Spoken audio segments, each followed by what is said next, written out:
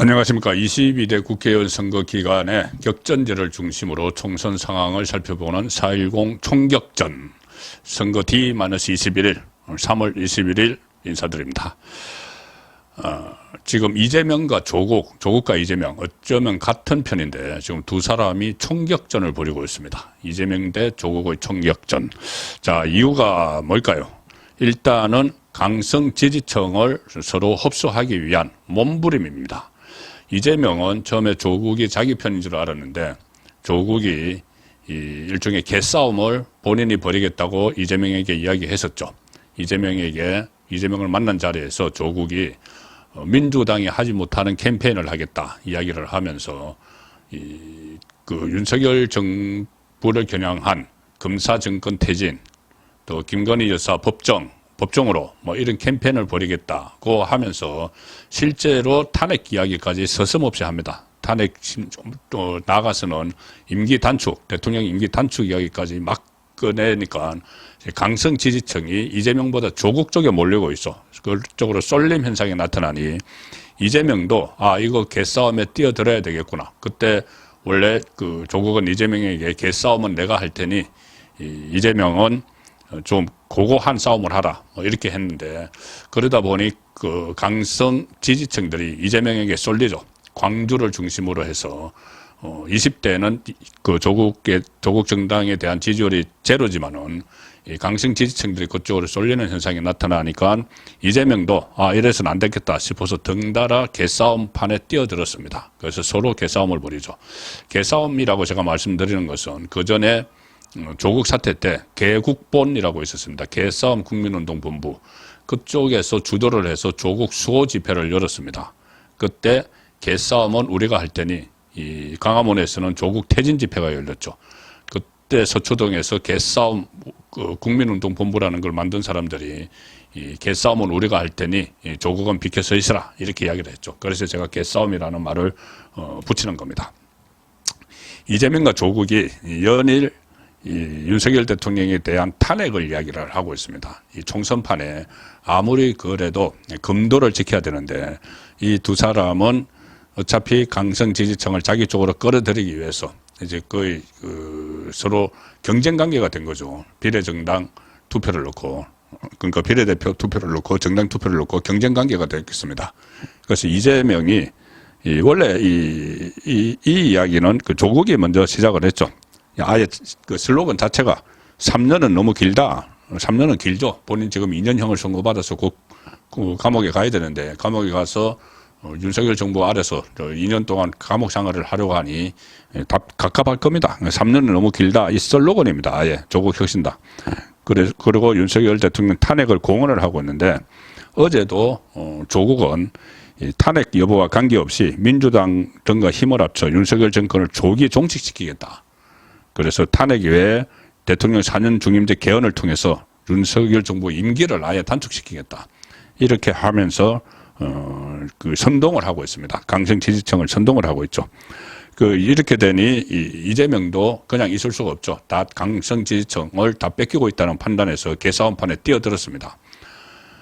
오늘만 해도 그 당사에서 뭐 회의가 있었는데 거기서 윤석열 정권이 이번 총선에서 입법권, 국회까지 장악한다면 무슨 일이 벌어지겠나. 이종섭 도주대사 해위 도피시키려고 뭐 대통령실이 허위사실까지 유포하고 있다. 이종섭 대사 건은 오전에 이미 상황이 종료가 됐죠. 그런데 계속 유포를 하고 있는 겁니다. 어제도 이재명은 박근혜 전 대통령까지 이야기를 했습니다. 강원도에 가서 그 서슬퍼런 박근혜 정권도 우리가 힘을 모아서 건재해서 내쫓지 않았느냐. 탄핵하자 이 이야기죠. 또 머슴이 일을 안 하고 주인을 깔보고 업신여기면 혼내고 그래도 안 되면 쓰지 말고 도저히 못 견디겠으면 중도 해제해야 한다. 머슴 중도 해지. 국민이 맡긴 권력으로 국민에게 고통을 줬고 국민이 맡긴 예산으로 사적 이익을 채웠기에 이제 너희들은 해고다. 또 뭐 해고 이야기를 계속합니다. 그런데 국민의힘 관계자는 진짜 탄핵 대상은 범죄 혐의가 있음에도 법원 출석 요구를 거절하고 재판을 지연시키는 이재명, 그리고 2심에서 자녀 입시 비리 혐의로 유죄 판결이 난 조국이 정말 탄핵갑니다. 자, 그런데 이 두 사람이 이렇게 개싸움을 벌이는 이유는 목적이 같습니다. 어떻게 보면은. 첫 번째는 제가 말씀드린 대로 더 세게 막 질러야지 총선 앞두고 이 극성 지지층, 좌파의 극성 지지층이 다 표를 주겠죠. 지금 양쪽은 경쟁을 하는 관계입니다. 정당 투표에서. 그래서 경쟁하듯이 탄핵 이야기를 꺼내고 금도를 뛰어넘는 그런 행태를 보이고 있는 것이죠. 그것이 이 강성 지지층 빼앗기 영토 싸움이죠. 영토 싸움. 자기들 민주당 안에 딱 있는 그 세력 중에서 강성 지지층을 얼마나 많이 가져갈 것이냐. 이 영토 싸움을 지금 하고 있는 상황입니다. 그리고 또 하나는 두 사람 다 구속을 피하기 위한 몸부림이란 공통점이 있죠. 조국은 아시다시피 2심에서 징역 2년 선고받았어. 이제 그 법정 구속을 모면했지만 대법원에서 확정 판결이 나면 바로 구속이 돼야 됩니다. 구속이 돼야 되는데 조국은 이런 식으로 막 선전선동을 해서 대법원에 압력을 가해서 이 재판 최종 판결을 좀 연기를 하고 나중에는 결국은 파기환송 같은 것을 이제 받아내기 위해서 대통령 탄핵까지 하면서 강성 지지층을 막 선동을 하고 있는 거죠. 그리고 이재명 역시도 언젠간 구속됩니다.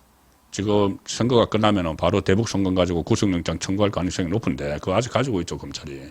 그리고 뭐 법인카드 이런 것으로 구속될 가능성이 높은데 본인이 구속을 안 되기 위해서는 총선 후에 이 탄핵 정국을 이제 만들려고 하는 거죠. 탄핵 정국을 만들어서 어떻게든 윤석열 정부를 끌어내려면 본인이 다시 대권 주자가 될 수 있으니까 대법원 확정 판결이 나오기 전까지 그러면 자기는 그것이 살 길이라고 생각하는 겁니다.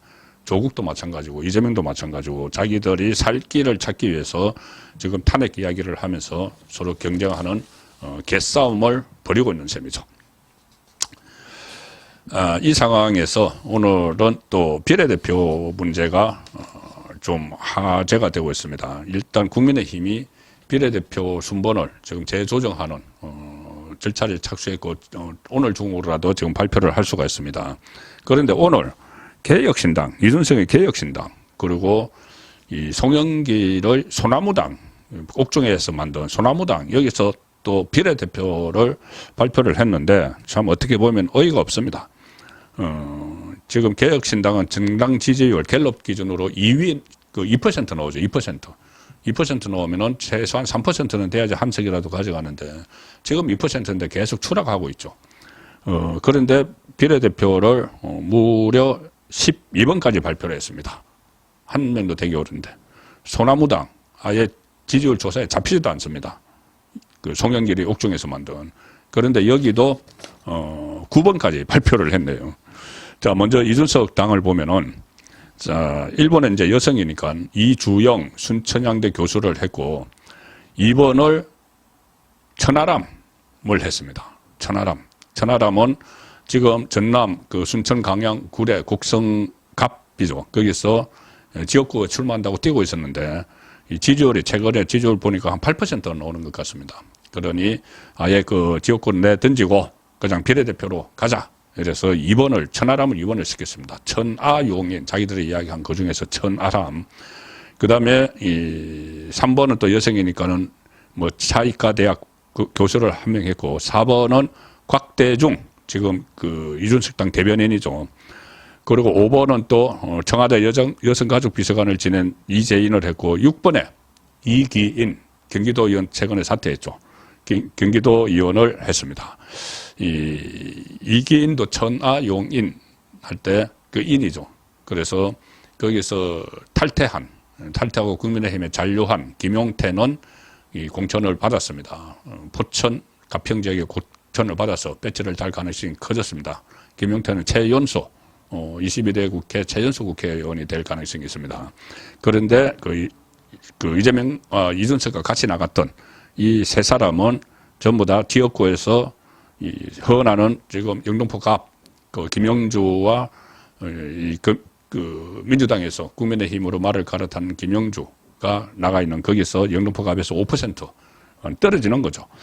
그리고 뭐 비례대표 2번도 되기 어렵습니다. 천하람도 되기 어렵고 이기인은 더욱더 그런데 그 전에 서종국 변호사가 보태르 시간에 이기인을 비례대표로 꽂아놓고 이재명은 외국으로 간다. 선거 끝나면은 그 이야기를 했었는데 이기인은 저 뒤로 보내고 지금 우선 천하람이 아무래도 인지도가 있으니까 아마 천하람을 전면에 내세운 모양인데 본인이 지역구에서 실패할 것 같으니까 이쪽으로 말을 갈아탄 거죠.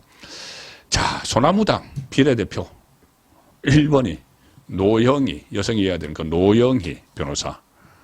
그전에는 이제 그 TV 그 토론 프로에 나왔는데 거기서 이제 나오지 못하고 지금 극좌 유튜버에서 뭐 유튜브 활동을 하고 있죠. 노영희.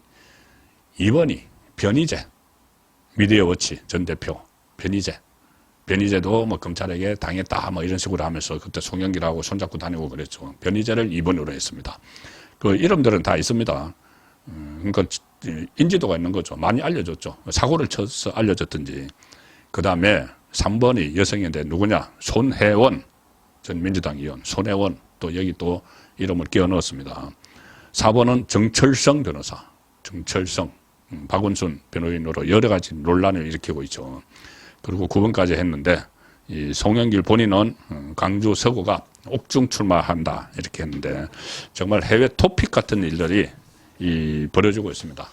그리고 이런 것을 조국 당, 송영길 당, 뭐 이것이 활동할 수 있는 공간을 마련해 준 것은 바로 이재명이죠.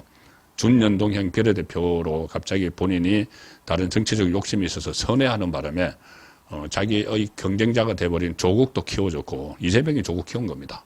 그리고 옥중에서 비례대표 뭐 정당을 만들고 이 옥중 출마를 하는 송영길도 나올 수 있는 그런 토대를 마련해 준 사람은 이재명 본인이죠. 송영길이야 별 변수가 안 된다고 하지만 조국은 이재명의 강력한 내부 라이벌로 떠올라 있습니다.